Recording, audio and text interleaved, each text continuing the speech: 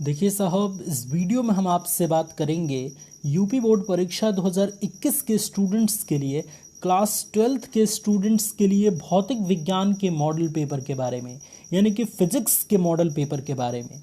और यकीन मानिए साहब, अगर सिर्फ आप इस वीडियो को लास्ट तक देख लेंगे तो आपको ये पूरी तरीके से अच्छे तरीके से पता लग जाएगा कि आपके 2021 के बोर्ड परीक्षा में भौतिक विज्ञान का पेपर कैसे आने वाला है, किस टाइप से क्वेश्चन पूछे जाएंगे और कौन सा क्वेश्चन कितने नंबर का पूछा जाएगा। इसलिए इस वीडियो को लास्ट तक ज़रूर देखिएगा। इससे पहले आप यहाँ पे देख सकते हैं कि इसका समय 3 घंटे 15 मिनट होता है आपके पेपर का, और पूर्णांक जो है वो 70 नंबर का होता है, क्योंकि 30 नंबर आपके प्रैक्टिकल के लिए निर्धारित किए जाते हैं, जिसमें आप प्रैक्टिकल करेंगे और वाइवा देंगे। ठीक है, और ये पूर्णांक 70 नंबर का पेपर होता है। ठीक है, इसके लिए आपको कुछ महत्वपूर्ण निर्देश दिए गए हैं जिन्हें पढ़ना बहुत ज़रूरी है। तो आइए हम इन सबको पढ़ के आपको सुना देते हैं। इसमें सबसे पहला है कि सभी प्रश्न करना अनिवार्य है। इसमें दूसरा है कि इस प्रश्न पत्र में 5 खंड हैं, खंड अ, खंड ब, खंड स, खंड द और खंड य। अब यहाँ पे डिस्क्राइब किया है कि कौन कौन से खंड में किस टाइप के प्रश्न पूछे जाएंगे। सबसे पहला खंड अ, इसमें बहुविकल्पी टाइप के प्रश्न पूछे जाएंगे, और जो प्रत्येक प्रश्न होगा, जो एक एक प्रश्न होगा वो 1 नंबर का होगा। ठीक है, यानी कि प्रत्येक प्रश्न 1 नंबर का होगा इसमें। अब बारी आती है खंड ब की। तो खंड ब जो है वो अति लघु उत्तरीय प्रश्न होगा, यानी कि प्रत्येक प्रश्न इसमें 1 ही नंबर के पूछे जाएंगे, लेकिन बहुविकल्पी यानी कि 4 ऑप्शंस इसमें नहीं दिए जाएंगे। इसका आंसर आपको 1 से 2 लाइन में लिखना होगा। ठीक है, तीसरा आपका आता है खंड स। खंड स जो है वो लघु उत्तरीय टाइप का होगा। इसमें प्रत्येक प्रश्न का उत्तर देने के लिए आपको 2 अंक निर्धारित किया गया है, यानी कि अगर आप सही उत्तर देते हैं तो 2 नंबर आपको दे दिया जाएगा। ठीक है, अगला है खंड द। खंड द भी आपका लघु उत्तरीय टाइप का रहेगा, लेकिन इसमें प्रत्येक प्रश्न के लिए 3 अंक निर्धारित किया गया है। इसमें जो 2 अंक निर्धारित किया गया है, उसका जो आंसर लिखेंगे उससे ज़्यादा आपको आंसर इसमें लिखना होगा। ठीक है, इसके लिए आपको 3 अंक निर्धारित किया गया है।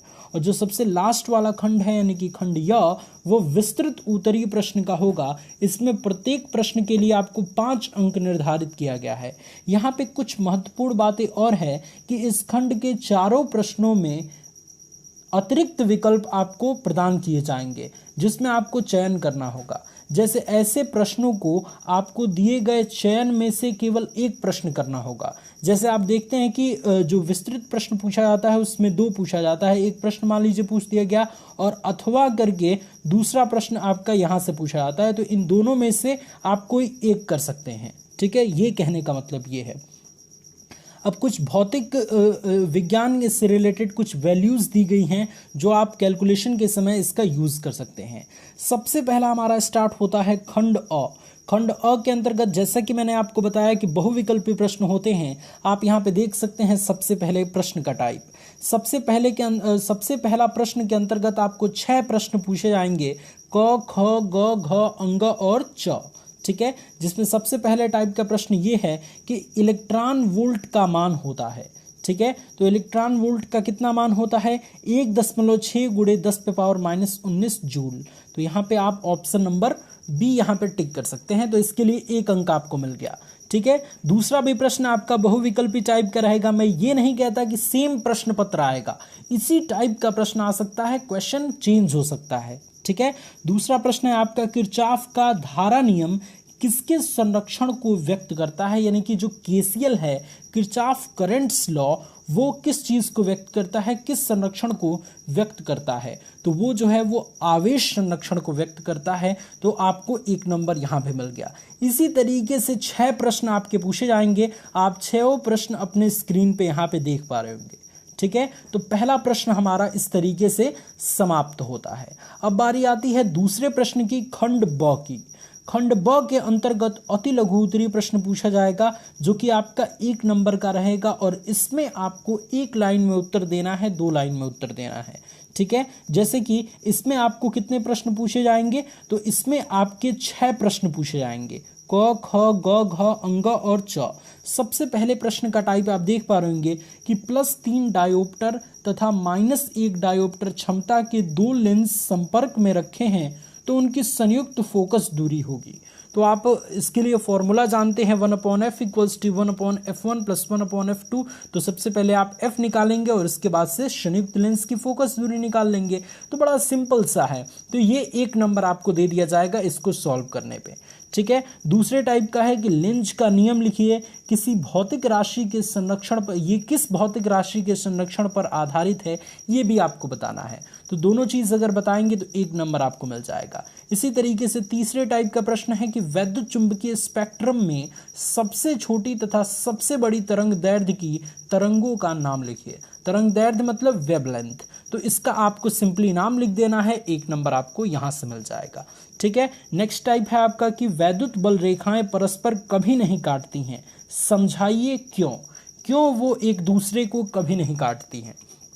तो आपने अगर पढ़ा होगा कि जहां कटान बिंदु होता है, जब एक दूसरे को नहीं काटती हैं, अगर काटती तो कटान बिंदु पर 2 स्पर्श रेखाएं खींची जा सकती थीं, जो कि संभव नहीं है। ठीक है। तो ये सारी चीजें आपको अध्ययन करना पड़ेगा। अगर आप अध्ययन करेंगे तो 1 नंबर का क्वेश्चन बड़ा ही सिंपल वे में आप टिक करके आ जाएंगे। ठीक है। उसके बाद से नेक्स्ट है आपका कि 50 ओम प्रतिरोध के धात्विक तार को खींचकर उसकी लंबाई 2 गुनी कर देते हैं तो नया प्रतिरोध होगा। तो ये भी फॉर्मूला बेस्ड आपका न्यूमेरिकल है, इसके लिए भी 1 नंबर आपको निर्धारित किया गया है। तो इस तरीके से, और यहाँ पे लास्टवा प्रश्न है लॉरेंज बल क्या है, इसके लिए व्यंजक लिखिए। ठीक है। तो देखिए कुल मिला के दूसरे नंबर प्रश्न में 6 प्रश्न पूछा गया है, जो कि 1-1 2-2 लाइन के हैं। ठीक है। लॉरेंज बल क्या है इसको आपको डिफाइन करना है, और इसके लिए कौन सा व्यंजक होता है, क्या सूत्र होता है, ये भी आपको डिफाइन करना है। ठीक है। तो ये बड़े ही इंपॉर्टेंट चीजें हैं जो कि आपको खंड ब से ध्यान में रखनी है, आप यहाँ पे देख सकते हैं।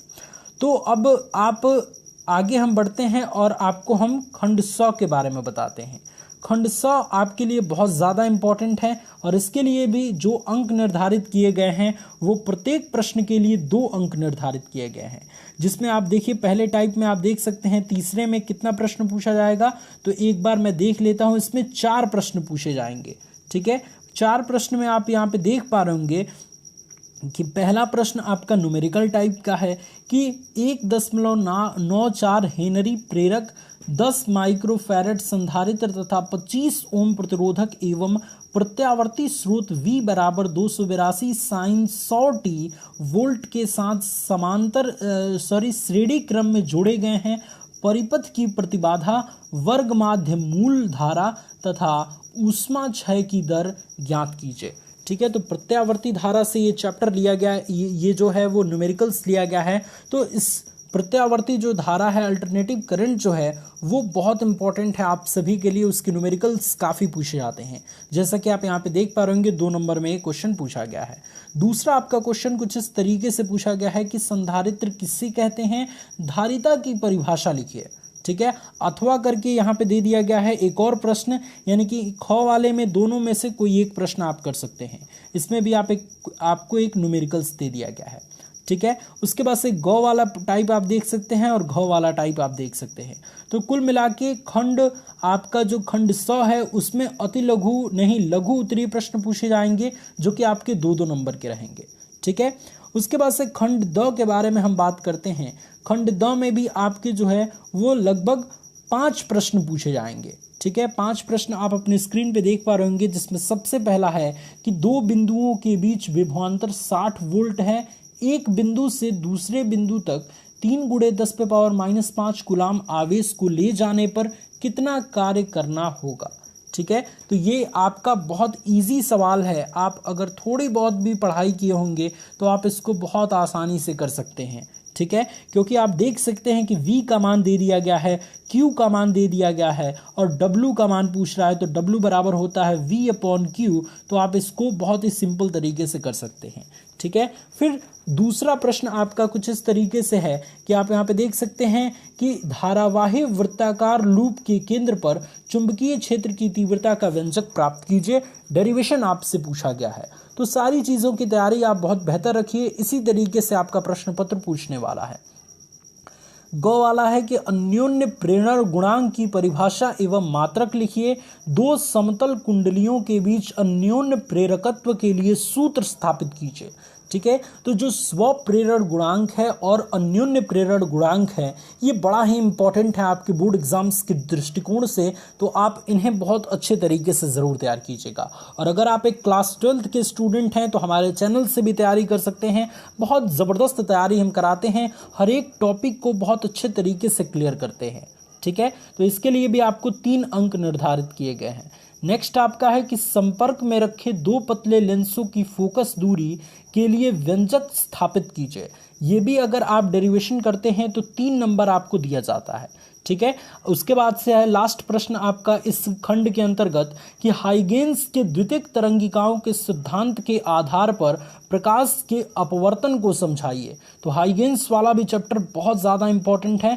3 नंबर का प्रश्न आपको यहाँ पे देखने को मिल गया है, ठीक है। और 5वां जो प्रश्न है वो बहुत इंपॉर्टेंट है, इसमें भी आपको लघु उत्तरीय प्रश्न से संबंधित ही चीज़ें मिलेंगी।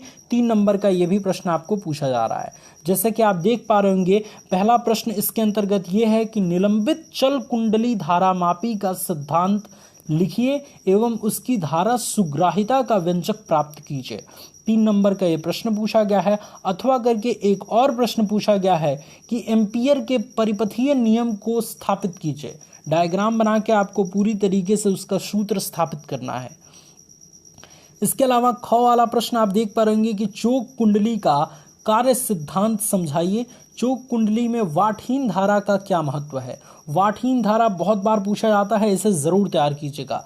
3 नंबर का ये भी प्रश्न आपको पूछा गया है, ठीक है। अगर आप चाहते हैं कि सारे इंपॉर्टेंट पॉइंट्स पे, सारे इंपॉर्टेंट क्वेश्चन पे हम 12th क्लास के लिए वीडियो बनाएं तो आप हमारे चैनल को चेकआउट जरूर कीजिएगा। आप हमें सुझाव जरूर दीजिएगा कमेंट में कि किस तरीके की वीडियोस आप देखना चाहते हैं। नेक्स्ट प्रश्न है कि सिद्ध करिए कि विद्युत चुंबकीय तरंगों की प्रकृति अनुप्रस्थ होती है, ठीक है। ये भी सिद्ध करना है आपको, सिद्ध करने वाला बहुत ज़्यादा पूछा जाता है 12th क्लास में। नेक्स्ट है आपका कि यंग की द्विझिर्री प्रयोग में बनने वाले फ्रिंजों की चौड़ाई के लिए सूत्र W बराबर d lambda by small d का निगमन कीजिए जहां प्रयुक्त प्रतीकों के सामान्य अर्थ हैं, ठीक है। तो ये भी देखिए, ये भी एक डेरिवेशन पूछा गया है, ये भी 3 नंबर का है। नेक्स्ट आपका और लास्ट है इस खंड के अंतर्गत कि एक पारदर्शी माध्यम का ध्रुवण कोण 60 डिग्री है, माध्यम का अपवर्तनांक तथा अपवर्तन कोण ज्ञात कीजिए। तो ये भी आपका एक तरीके से न्यूमेरिकल्स पूछा गया है 3 नंबर का। अब हम बात करते हैं खंड य के बारे में। खंड य में जो है वो आप देख सकते हैं कि ये जो प्रश्न पूछा गया है 6 नंबर, इसमें 2 विकल्प दिए गए हैं। जैसे कि ये प्रश्न अगर नहीं आता है तो अथवा करके एक और प्रश्न पूछा गया है, इन दोनों में से कोई एक आप कर सकते हैं। ये विस्तृत उत्तरीय प्रश्न है, 5 अंक निर्धारित हैं इसके लिए। जैसे कि आप यहाँ पे प्रश्न का टाइप देख रहे हैं कि इलेक्ट्रॉनों के अनुगमन वेग के लिए व्यंजक प्राप्त कीजिए, ठीक है। तो अनुगमन वेग के लिए आपको व्यंजक प्राप्त करना है। तो ये चीज़ आपको बस ध्यान रखनी है। यहाँ पे देखिए अथवा करके एक आपका न्यूमेरिकल्स पूछा गया है, तो अगर आपको ये अनुगमन वेग वाला सूत्र स्थापित करने नहीं आता है तो आप ये न्यूमेरिकल्स कर सकते हैं, ठीक है। I बराबर NEAVD जो अनुगमन वेग वाला व्यंजक है वो आपको यहाँ पे प्रूफ करना है। तो दोनों में से कोई एक करना है आपको। ये ज़रूरी नहीं है कि ये जो स्क्रीन पे क्वेश्चन दिख रहा है यही क्वेश्चन आएगा। टाइप आपका इसी तरीके से रहेगा, क्वेश्चन बदल सकता है, ठीक है। यहाँ इस क्वेश्चन की जगह पे कोई दूसरा क्वेश्चन पूछ लेगा, तो बस आपको ये समझना है। तैयारी आपकी बेस्ट रहेगी तो आप बहुत आसानी से चीज़ों को कर सकते हैं। अब देखिए 7 नंबर क्वेश्चन आपका ये कह रहा है कि प्रकाश वैद्युत प्रभाव के लिए आइंस्टीन के समीकरण की स्थापना क्वांटम सिद्धांत के आधार पर कीजिए। इसके आधार पर प्रकाश वैद्युत प्रभाव के नियमों की व्याख्या कीजिए। तो अगर दोनों चीज़ आप करते हैं तो 5 नंबर आपको निर्धारित किए जाएंगे। अथवा करके एक और प्रश्न आपका पूछा गया है न्यूमेरिकल्स टाइप का कि प्रकाश वैद्युत प्रभाव के एक प्रयोग में प्रकाश आवृत्ति के विरुद्ध अंतक वोल्टता की ढलान इतना है प्राप्त होती है, प्लांक सिद्धांत का मान परिकलित कीजिए, ठीक है। तो ये एक न्यूमेरिकल है, इन दोनों में से कोई एक को आपको करना है। अब देखिए, अब नेक्स्ट आपका 8 नंबर क्वेश्चन कह रहा है कि वैद्युत स्थैतिकी में गॉस का प्रमेय लिखिए तथा इसको सिद्ध करिए। गॉस का प्रमेय भैया बहुत इंपॉर्टेंट है, 5 नंबर में देखिए यहाँ से पूछा जा चुका है। तो गॉस के प्रमेय का स्टेटमेंट और डेरिवेशन दोनों आपको तैयार रहना चाहिए विथ डायग्राम। और अगर ये नहीं आता है तो अथवा करके एक न्यूमेरिकल्स दिया गया है संधारित्र चैप्टर से, तो आप इसे कर सकते हैं। ठीक है, उसके बाद से आ जाइए आप प्रश्न नंबर 9 पे। प्रश्न नंबर 9 में जो ये दिया गया है कि 2 पीएन संधि डायोड का उपयोग करके पूर्ण तरंग दृष्टकारी परिपथ चित्र बनाइए, इसकी कार्यविधि समझाइए और निवेशी तथा निर्गत वोल्टता के तरंग रूप में प्रदर्शित कीजिए। तो देखिए, जो आपका पूर्ण तरंग दृष्टकारी परिपथ है, अर्ध तरंग दृष्टकारी परिपथ है, ये दोनों चीज आपका तैयार रहना चाहिए। हर साल ये पूछता है, तो ये क्वेश्चन बहुत इंपॉर्टेंट है। 5 नंबर में देखिए पूछा गया है। अथवा करके अगर ये प्रश्न आपको नहीं आ रहा है तो आप ये कर सकते हैं, जैसे कि आप यहाँ पे देख पा रहे कि चित्र में दिए गए गेटों में P तथा Q के नाम बताइए तथा निर्गत सिग्नल Y का सत्यता सारणी बनाइए तथा निवेशी तथा निर्गत सिग्नलों के तरंग प्रतिरूप दर्शाइए। ठीक है, ये आपको बताना है कि इसमें कौन सा गेट है, इसकी सत्यता सारणी बनानी है और आपको इसके निर्गत सिग्नलों के तरंग प्रतिरूप दर्शाना है। ठीक है, तो टोटल यही आपका प्रश्न पत्र है। जैसा कि सभी खंड को मैंने आपको बता दिया कि किस तरीके से किस टाइप के प्रश्न आपको पूछे जाएंगे। अगर आपको इंपॉर्टेंट क्वेश्चंस की लिस्ट देखना है, अगर आपको सारे टॉपिक्स को अच्छे से पढ़ना है, तो आप हमारे चैनल से पढ़ाई कर सकते हैं। तो अगर आपको ये वीडियो पसंद आया तो इस वीडियो को लाइक कीजिए, और ऐसी ही वीडियोस देखना चाहते हैं और तैयारी से रिलेटेड यूपी बोर्ड 2021 की तैयारी करना चाहते हैं तो आप हमें कमेंट में ज़रूर बताइए, और किस तरीके की वीडियोस देखना चाहते हैं अपनी सुझाव हमें कमेंट में ज़रूर दीजिएगा। ये वीडियो पसंद आया इसे लाइक कीजिए, अपने दोस्तों में शेयर कीजिए। इस वीडियो को देखने के लिए बहुत बहुत धन्यवाद।